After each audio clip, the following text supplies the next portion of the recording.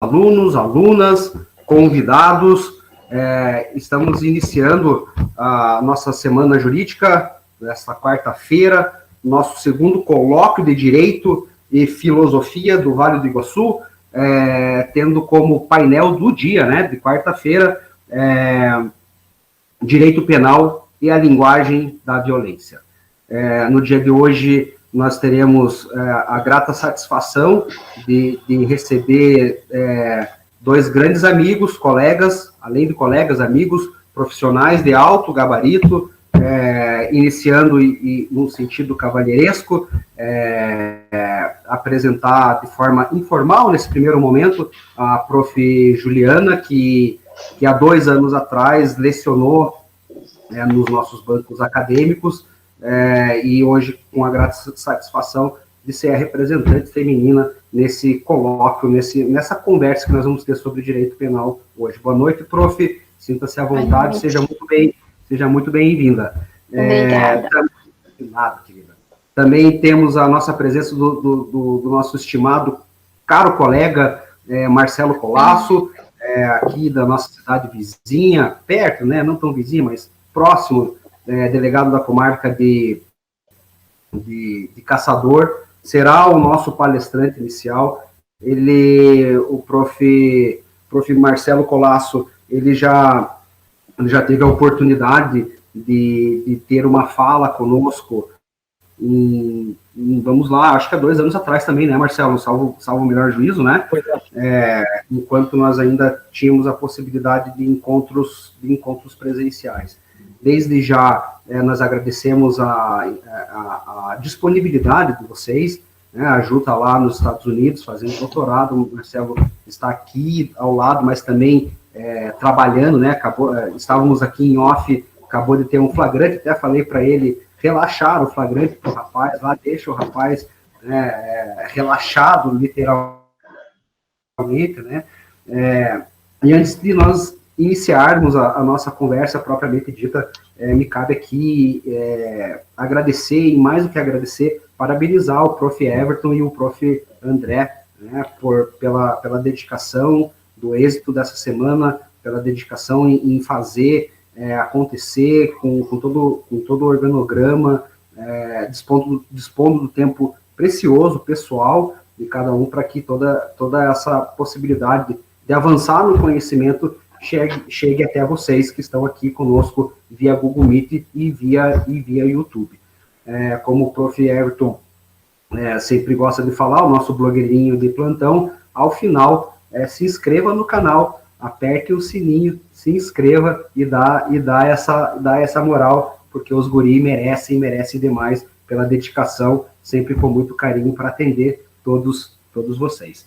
Pois bem, sem mais delongas, eu quero aqui iniciar, então, a apresentação formal do nosso primeiro palestrante, professor Marcelo Colasso, mestre em Desenvolvimento e Sociedade pela Uniarc, o qual tive o prazer de galgar junto essa titulação, e foi uma satisfação, um dos grandes presentes que o mestrado me propiciou, principalmente. Especialista em Ciências Criminais pela Uniderp, especialista em docência no ensino superior pela Uniarc também, evidentemente graduado em Direito, professor titular do programa de pós-graduação pela UNOESC, né, no campus de Videira, no curso de Direito Penal e Processo Penal, onde ministra as matérias de Teoria Geral do Crime e tópicos especiais de Direito Penal. Vamos lá. Professor convidado no programa de pós-graduação da CADEPOL, de Santa Catarina, Academia de Polícia Civil de Santa Catarina, no curso de Segurança Pública, onde ministra a matéria Investigação Aplicada à Ação Controlada. Tá? Além de estar diretamente associado à academia, ele ministra cursos pré-preparatórios para concursos em geral, sobretudo nas forças de segurança, e, além disso tudo, ele é delegado de polícia lotado na comarca de Caçador. Feito essa breve qualificação, desde já eu passo a palavra a você, meu caro prof. querido, para que se utilize da palavra para bem melhor o fazer. Fique à vontade, meu querido. Tenham todos uma boa palestra. Muito obrigado, professor Hugo, pelas suas palavras. Para mim é uma satisfação imensa retornar aqui ao público da Uniguaçu. Estive há 2 anos participando do colóquio, né, no mesmo sistema da Semana Jurídica. Para mim é uma grande satisfação, que eu quero, então, dar uma boa noite a todos, ao professor Hugo, ao Everton, a Juliana, boa noite a todos que nos acompanham aqui nesse sistema fechado, inicialmente aqui da Uniguaçu, e também alguns que estão nos acompanhando no YouTube. Dizer, né, professor Hugo, que eu fui convidado, então, por ti, basicamente, especificamente, para falarmos sobre o pacote anticrime. Quando falamos, assim, em pacote anticrime, já me vem aqui a possibilidade de falarmos a noite toda. E isso, por óbvio, já causa ao professor Hugo um certo susto, dá a ele um susto, né? E um grande problema, dizer assim, não, tu tens um horário, inclusive ele já me falou isso, tu tens um horário a seguir, mas, professor Hugo, fique tranquilo que eu estarei aqui com a minha fala dentro desse horário, apesar de confessar que nós teríamos aqui a noite toda, não seria suficiente para falarmos desse famigerado pacote denominado anticrime. Eu trouxe já como no título, né, sugestivo já, de certa forma, também jocoso, que é o pacote anticrime da euforia à depressão. Por que da euforia à depressão? Porque esses são sintomas da esquizofrenia. Sim, e é assim que nós temos ultimamente visto tanto o texto, quando já publicado, e também as decisões que se pautam nesse esquizofrênico pacote que, como eu digo, denominado anticrime, e aqui a primeiro adjetivo que nós devemos trazer a ele, que é totalmente anacrônico, conflitante, e, inclusive, possui artigos claramente inconstitucionais. Mas, quando nós começamos a discutir sobre esse pacote, que é um pacote de alteração legislativa, nós já temos aqui um nome, não é, popular, anticrime, como se, não é, todos quisessem leis favorecendo o crime. Enfim, é uma crítica até que o Lênio Streck nos traz em relação aqui a essa nomenclatura. Achei muito importante um artigo dele que trata sobre a nomenclatura já de algum tempo. Mas por que eu toco nesse assunto? Porque no Brasil, as leis, parece que elas são estrelas. Elas são vistas como artistas famosos, filmes famosos, e a elas são dadas, então, nomenclaturas populares. Basta lembrarmos da Lei Maria da Penha, da Lei Joana Maranhão, da Lei Caroline Dickmann, ou seja, nós temos um movimento adorado pela mídia, que é justamente trazer, não é, ao público uma lei como um produto, uma lei como uma solução de vários problemas e várias mazelas que nós encontramos no nosso dia a dia. E, infelizmente, o parlamento ainda continua, parlamento que, convenhamos, está cada vez demonstrando uma qualidade mais baixa. Eu sempre critico, tem alguns artigos escritos justamente sobre esse processo legislativo nosso, notadamente na área penal, que não respeita a ciência total do direito penal, ou seja, nós não temos um estudo criminológico, nós não temos efetivamente uma política criminal séria até a edição dos nossos diplomas legais, né? Então, infelizmente, nós vemos de que forma o parlamento continua a legislar, utilizando-se daquilo que nós chamamos de uma prevenção geral negativa. Quer dizer o quê? Eu quero intimidar com a lei. Eu quero intimidar com a lei. Como se determinada pessoa que fosse cometer um crime, o deixasse de fazê-lo em decorrência desse crime se tornar hediondo, por exemplo. Não é? Então, nós temos ainda essa pecha do legislador, e aplaudida pela população, que gosta muito de um nome bonitinho, de um nome fantasioso, para o combate ao crime. Mas nós sabemos quando vamos beber lá na criminologia, que é uma matéria, ao meu sentir, de extrema importância, pouco vista no Brasil, pouco estudada no Brasil. Nós temos o Juarez Cirino dos Santos na UFPR, que é um criminólogo excepcional e que não se dá tanta importância a ele, assim, ao menos que a gente observa, né? E quando nós vamos da criminologia, nós temos que entender, na verdade, e que no Brasil parece a alguns uma utopia, né, que o crime não é combatido com uma nova lei. O crime é combatido com prevenção primária.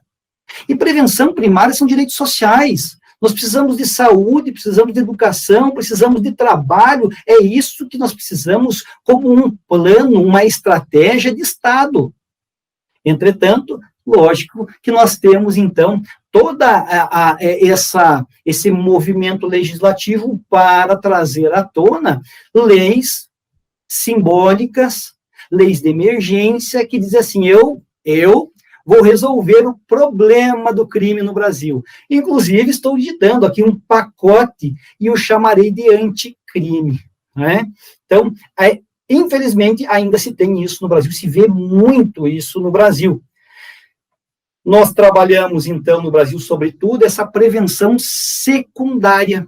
A prevenção secundária é o quê? São leis, é um incentivo, é aquele trabalho governamental da segurança pública diretamente a evitar o crime, esquecendo da primária. E nem vamos falar aqui, professor Hugo, em especial, da prevenção terciária, que é tema, não vou entrar dentro disso, que é tema, inclusive, da sua fala, né, quando nós vemos a situação das masmorras do século XXI.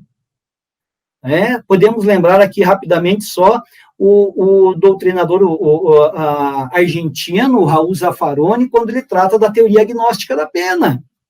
Se debruça no nosso sistema carcerário, no nosso sistema, então, de pseudo-ressocialização dessa prevenção terciária, e nos mostra que o sistema é falho, que não consegue ressocializar. Né? Então, nós estamos naquelas masmorras ainda, identificadas lá no século XVIII, pelo Beccaria, né? Naquela obra que todos os nossos alunos conhecem aí. Né? Então, enfim, isso dos delitos e das penas, isso é essencial para entendermos quais são os nortes. Quando nós falamos de pacote anticrime, e eu não venho hoje aqui para falar de dogmática, de artigos específicos, mas sim daquilo em que nós observamos quando tratamos da legislação do dia a dia, em especial esse pacote de alteração legislativa. Ok? Mas assim, Hugo, voltando ao pacote, né? Nós voltando ao pacote anticrime, nós podemos dizer que ele não tem uma direção. Esse pacote não tem um ponto específico para onde ele quer rumar. Eu faço até uma analogia, uma brincadeira, lá com todo mundo conhece, né, a obra da escritora britânica lá da Mary Shelley, o Frankenstein. Esse pacote anticrime é um Frankenstein. Digo por quê? Veja, vamos pensar. A iniciativa dele, primeiro, iniciou lá no Ministério da Justiça e Segurança Pública, com a época, então, estava chefiada pelo ex-juiz Sérgio Moro, né? E aí, esse pacote foi ao parlamento, e no parlamento foi extremamente alterado, conflitando com aquilo que era a visão inicial, uma visão, convenhamos, nós vamos já falar aqui, não condizente, inclusive, com o nosso sistema acusatório, mas no parlamento ele teve modificações, ele ficou anacrônico, porque você olha em determinado momento ele é punitivista, no outro não é? No outro ele é mais garantista, mas nós já falaremos se está sendo aplicado ou não, né? Mas, em especial, aqui um adendozinho a essa motivação, então, da iniciativa, o Moro, ex-juiz, quando estava no judiciário, ele brigava muito, né, discutia muito quanto à aplicação do CPP. E aplicava do modo dele o CPP. Aí, ele vai para o executivo, aí ele consegue colocar em ordem, consegue colocar a vontade dele inicialmente de apresentar esse projeto. Então, agora ele tenta mudar a lei. Lá não deu certo no judiciário e não deu certo no executivo também. Agora, parece-me que, não sei, não é? É uma suposição, não estou dizendo que assim o é, mas talvez vá ao terceiro poder constituído aí, que é o legislativo, para tentar mudar. E aí a gente brinca com alguns colegas aqui que sempre discutimos esses pontos, né? Que ele lá no legislativo, o nosso medo é que ele queira, então, discutir a teoria tripartida de Montesquieu, do poder, não é? E lembre-se de Benjamin Constant, que era, então, instituir novamente, como 1824 no Brasil, né, com a Constituição, um novo poder moderador e ele seja o primeiro da lista. Porque, enfim, né, o que nós vemos efetivamente é isso. Né, alguém que está ditando, ou algumas pessoas que querem ditar esse processo e são, de certa forma, muito criticados, nós sabemos disso. E com razão. Né? A segunda observação, assim, que eu quero falar, né, eu até trouxe isso para que a gente entenda um pouco também, que as pessoas acabem vendo esse movimento político que permeia a nossa legislação. É interessante, quando eu falo do Ministério da Justiça e Segurança Pública, que eu fiz uma pesquisa há algum tempo lá no site do Ministério Público e da Justiça, e há, inclusive, lá ainda, algumas perguntas e respostas sobre o pacote anticrime. Uma me chamou, professor Hugo, muita atenção, professora Juliana também, muita atenção à pergunta. As medidas, assim é a indagação, as medidas são de acordo com os dispositivos constitucionais? A resposta do Ministério da Justiça, que está lá no site oficial, é sim. As reformas apenas alteraram leis já existentes. Daí, professor Hugo, se você recebe essa resposta na tua prova, qual a nota? Né? Zero, pois é, como se, não, vejam, é como se uma alteração legislativa superveniente à Constituição não tivesse de forma alguma um vício de inconstitucionalidade, né? Então, é algo assim que chama atenção pela simplicidade, ou pela falta de técnica, ou pela forma que está lá, né, disposta, né, uma indagação sobre uma lei que teve iniciativa lá do próprio Ministério. Enfim, mas nós falando dessas leis do pacote, por quê? Né? Eu não gosto de eu denominar pacote anticrime, mas veja, se nós fôssemos falar aqui da Lei 13.694 de 2019, ninguém iria nos dar muita importância. Agora, quando se fala pacote anticrime, né? Aí, como eu falei, como é uma estrela no Brasil, como é um artista famoso, todo mundo presta mais atenção. Eu sou hoje titular da DPCAM, uma delegacia especializada aqui de proteção à mulher, criança, adolescente e idoso. Eu trabalho com a Lei Maria da Penha. As pessoas vêm procurar a Maria da Penha. Elas não querem uma proteção, elas querem falar com a Maria da Penha. Né? Elas querem a Maria da Penha. Então, veja que força tem essa forma de divulgação, esse espetáculo feito com a legislação. É um espetáculo, é um show, né? Para não dizer show de horrores. Mas quando nós falamos dessas várias leis, eu tenho que adentrar aqui, eu trouxe 2 exemplos só lá do Código Penal. O primeiro deles é aquela inserção no parágrafo único do 25, que trata da legítima defesa, de uma legítima defesa de terceiros praticada pelo policial. Isso sempre teve.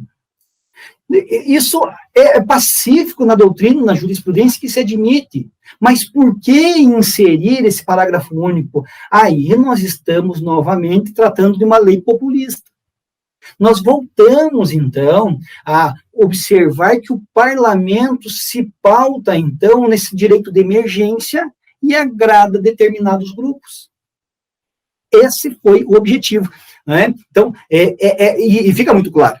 Isso fica muito claro para nós. Né? Outro exemplo que eu trago, e alguns criticam esse meu posicionamento de forma veemente, né? Porque nós, quando olhamos para o direito penal econômico, quando nós olhamos para a economia e para o direito penal, que são estritamente ligados, nós vemos aqui as reais intenções do direito penal. Eu gosto muito do Juarez Cirino dos Santos, que ele fala isso, né? Não é aquilo que nós temos bonitinho na doutrina, né? Não é como Alexandre Moraes da Rosa fala, o nosso direito processual penal, baunilha, é aquilo que está no código, nós sabemos que no dia a dia não é assim, né? O Juarez Cirino dos Santos também nos traz quais são as reais intenções, o que efetivamente busca a legislação penal, e quando nós nos deparamos com o direito penal econômico, nós vemos que ele protege, sim, determinadas classes, ele deixa à margem outras, sobretudo aquelas de um poder aquisitivo menor, e eu digo isso por experiência, eu estou há 18 anos na Polícia Civil praticamente. E é isso que eu vejo. Não estou aqui simplesmente pautado no que se lê, não é? Na academia simplesmente. Eu consigo conjugar isso com o meu dia a dia. E o outro exemplo, eu trago isso e já disse que eu sou um pouco criticado, é o estelionato. Veja, o pacote não é anticrime? Não é para recrudescer, então, a punição? Não é para ter penas mais severas e processamentos mais severos, mas não foi isso que fez o pacote, no caso do estelionato. O estelionato, que sempre foi um crime em todas as suas modalidades, público incondicionado, hoje é um crime que, na sua grande maioria, ali, pelo menos na figura básica, em outras, é público condicionado. Há, então, uma exigibilidade de uma condição de procedibilidade, a representação, para que seja instaurado o processo criminal. E alguém me diz assim, tá, mas isso ajuda? Ou facilita ou dificulta na punição? É lógico, ele vai dificultar o procedimento. Mas alguém pergunta, e aí aqui está uma crítica que eu recebo quando externo essa minha opinião, com base naquilo que eu vejo no dia a dia. Alguém diz assim para mim, tá, mas isso influencia no quê? Olha, vendo economicamente, você sabe com o que nós nos deparamos muito nas delegacias hoje? Com os crimes por meio da internet que envolvem as instituições bancárias, financeiras. Nós temos vários furtos e estelionatos perpetrados por meio da internet, onde os estelionatários conseguem lá algum dado seu, não é?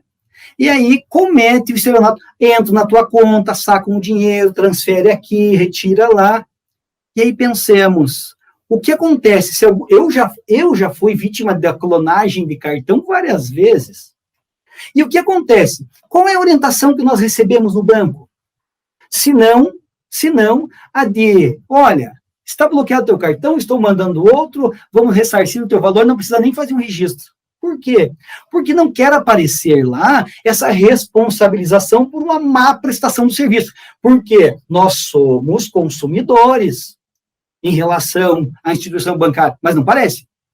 Não parece, porque em todas as outras áreas nós temos vários direitos aqui demonstrados, claro, mas quando falamos de uma relação com o banco, é difícil. Mas por que tudo isso? Porque pensemos, na verdade, que se há uma responsabilização civil desse processo criminal, ela vai recair sobre o banco. Então, dessa forma, nós não representamos, e isso tem muito. Nós temos muitos e muitos registros nesse sentido, no sentido em que, né, nós verificamos uma falha da prestação do serviço do banco que propicia esse crime. E aí, ao banco é muito melhor, não é, então, seja condicionado, você já recebeu o teu dinheiro do banco mesmo, não tem processo criminal, e nós sabemos que é muito mais caro as instituições modernizar e ter segurança na sua plataforma do que pagar essas pequenas indenizações aí. Isso é óbvio.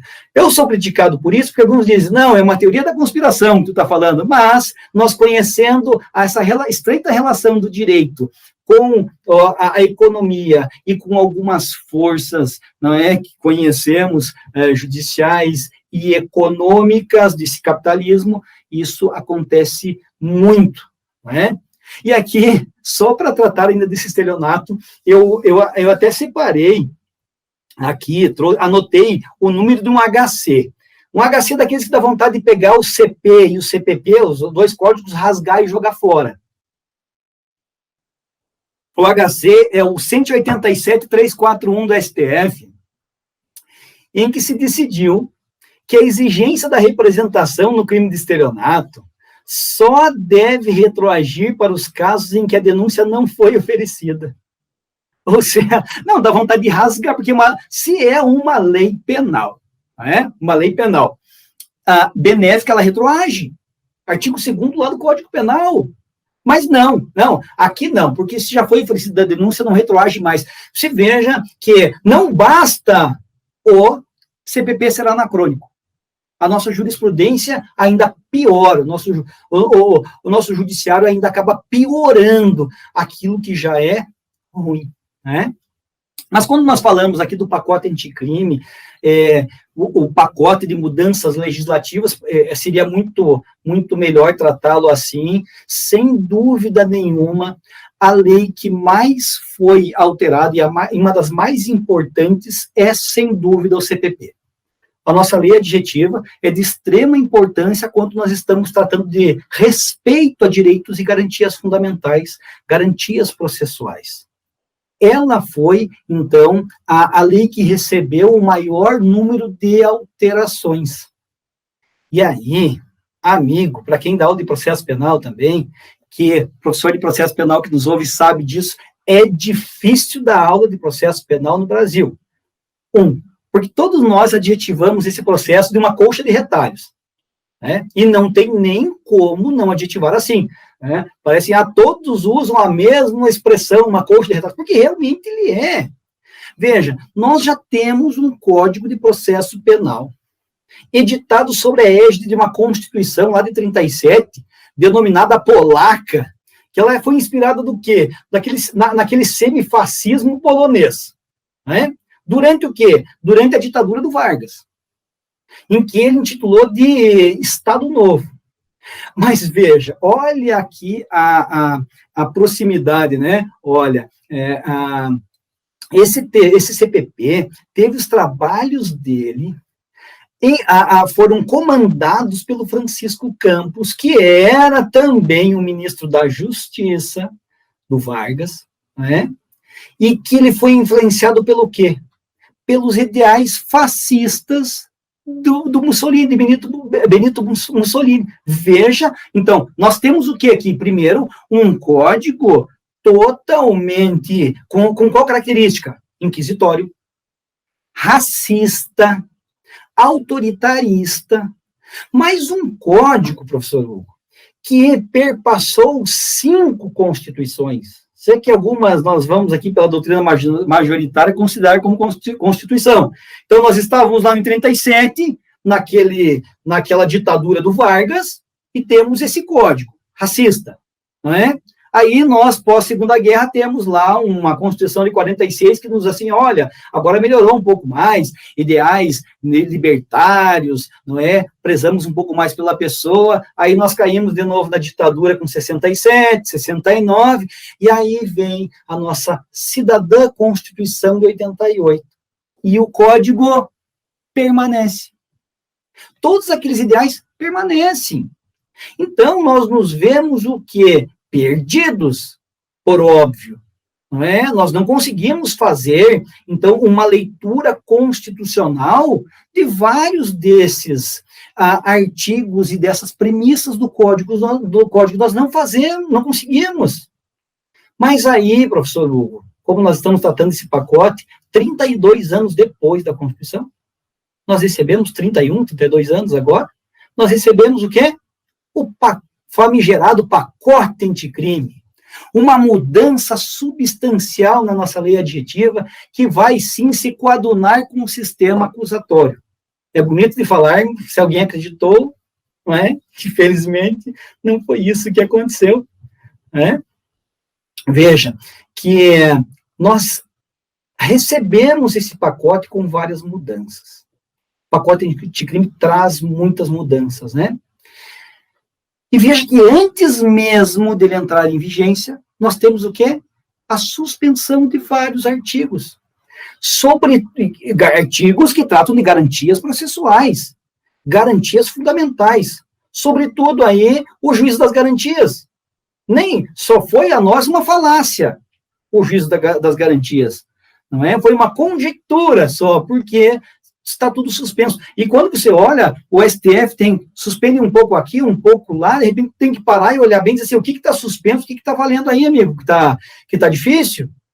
Então, nós chegamos ao século XXI na égide de uma outra Constituição cidadã que preza, que prima lá, né, por um sistema acusatório que, em tese, garantiria a direitos e garantias fundamentais, e aqui eu cito novamente o professor Alexandre Moraes da Rosa, né, que é um direito penal baunilha, que não existe, quem está lá, né, como o professor Hugo aí militando na área criminal, eu sei que sofre, eu sei que se depara com várias situações que o código é rasgado, é deixado de lado, né?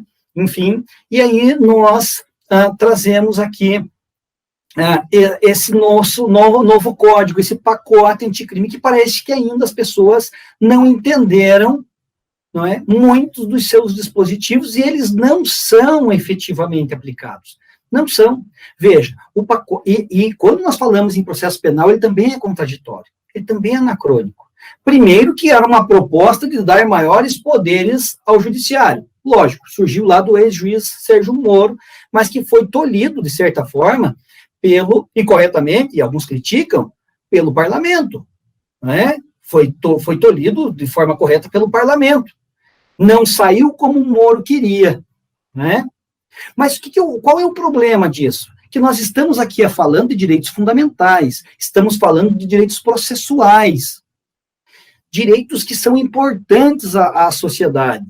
Não importa, porque assim, o processo penal não é só o terceiro, ele se aplica a todos, de regra, né? No direito penal baunilha, também, né? Assim, de mesma forma, de mesmos pesos e medidas. Mas o grande problema que eu vejo em relação, notadamente ao CPP, que houve uma queda de braço, nós não podemos deixar de falar isso, não podemos olvidar que houve uma queda de braço entre o juiz Sérgio Moro e o Ministério da Justiça e o parlamento. Mas quem está no meio, quem está esperando acabar essa queda de braço? O cidadão, a pessoa, aquele que precisa de uma aplicação escorreita, de uma aplicação correta do nosso código. Né?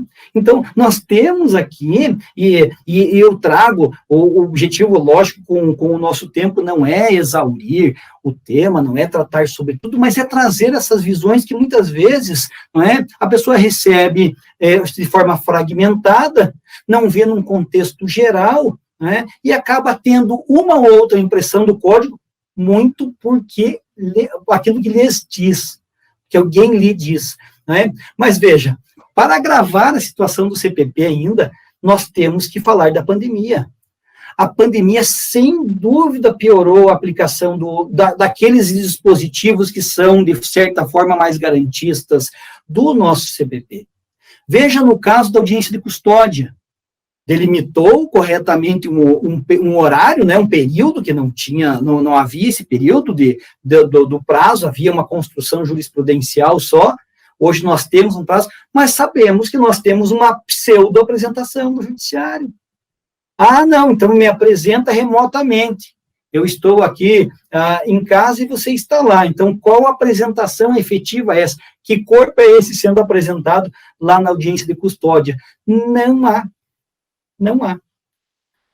E ainda em relação ao código, aqui já estou rumando para o final da nossa conversa, senão o professor Hugo começa a ficar preocupado lá. Né? Olha só, professor, tanto que não estava sendo aplicado, e que a legislação não é aplicada muitas vezes de forma escorreita no nosso ordenamento, pelas nossas instituições, que eu trouxe aqui também um HC, que agora ficou famoso, o HC, principalmente pela saída do ministro, né? O HC 188888 do STF, lá do ministro Celso de Mello, que um dia antes da sua saída, né, antes de correr, então, antes de sair, ele decidiu óbvio. Decide que o juiz não pode, de ofício, aplicar medidas cautelares diversas da prisão e tampouco converter o auto de prisão em flagrante em preventiva. Olha, que ele esperou para fechar as cortinas com os holofotes, né, todos sobre ele, para dizer o óbvio, para dizer aquilo que o pacote muito bem trouxe, uma garantia que, convenhamos, não é, se nós olharmos para o nosso sistema acusatório, ele é óbvio, ele é claro. Ora, o juiz está lá para julgar e não para converter, e não para, não é? E não para decretar de ofício essa preventiva. Não cabe a ele essa função. Mas aí é que nós vemos o quão complicada está essa situação, sobretudo do processo, em decorrência da não aplicação. Primeiro, que a legislação é anacrônica, é toda atravessada. E aí começa-se a não aplicar, a suspender, e aí quando aplica-se aquilo que ela traz de importante, não é? Se faz aqui um grande show para demonstrar, olha, estou saindo com a pecha de garantidor, de garantista. Né? Então, isso nos traz, de certa forma, professor, uma grande preocupação. Não só isso, nós na investigação hoje, estamos aí também com uma grande discussão e vendo dificuldades na cadeia de custódia. Nós não estamos preparados. No Brasil, tanto as forças policiais, quanto o judiciário, não está preparado para a cadeia de custódia. Não está. A verdade é essa. Não é? Aí copiamos lá o caso O.J. Simpson, achamos muito bonitinho, não é? Isso lá foi assim, então aqui também já será. E nós hoje não temos, alguns institutos gerais de perícia no Brasil, não tem sequer o local, como determina o pacote anticrime, para armazenar muitos daqueles objetos que estão relacionados ao crime. Então, nós temos o quê? Não é? Aqui, uma falta real de efetividade, uma falta real de possibilidade, e não é não querer. Nós, nas instituições, nos preocupamos com essa aplicação. Nós temos, principalmente, quando se olha assim, um delegado da Polícia Civil vai falar, ele vai aqui dizer, punição a todos, de qualquer forma, não é assim. As instituições hoje, elas estão também mudando, as pessoas hoje também trabalham com uma perspectiva diversa. A minha perspectiva e de muitos colegas do inquérito policial, que ele não se serve simplesmente a indiciar alguém. Ele tem uma dupla função, mostrar que há indícios suficientes de autoria e materialidade, que não há, e que aquela pessoa também não cometeu aquele crime. Então, isso nós temos que trazer à baila, nós temos que conversar sobre isso, porque é importante, nós nos preocupamos com essa aplicação. E quando nos deparamos com legislações como essa, que até nos causam problemas quando vamos à sua aplicação, tentamos, eu já digo, aplicar algumas dessas determinações, mudanças na lei 10.826, na lei de armas, mudanças totalmente inconstitucionais, e aí, na hora da aplicação, para nós gera um grandíssimo problema por essa falta de técnica do legislador. Mas, enfim, professor Hugo, a Juliane, todos que nos ouvem, nós poderíamos, como eu falei anteriormente, passarmos a noite aqui conversando sobre o pacote anticrime, né? São algumas considerações para que você que nos acompanha, para os alunos, reflitam, né? Debruce-se sobre todas as questões, e não simplesmente sobre um viés da questão. Né? Nós temos que olhar a legislação de vários vieses para que nós possamos, então, ter também a nossa forma de pensar, né, de como ela será aplicada e como deve ser. Enfim, torna-se, e volto a dizer, esse pacote, que reúne a alteração de várias leis que intitularam o anticrime, está ainda esquizofrênico. Ele sofre, sim, de depressão, de euforia, e nos deixa aqui, não é, sempre preocupados, né, como será efetivamente a sua aplicação. Professor Hugo, devolvo a palavra ao professor Hugo. Muito obrigado. Obrigado, meu querido, pelas sempre precisas palavras, pelas sempre precisas considerações, muito pontuais e muito precisas atualmente para nós que somos estudiosos do direito penal, do direito do processo penal e da criminologia como um todo.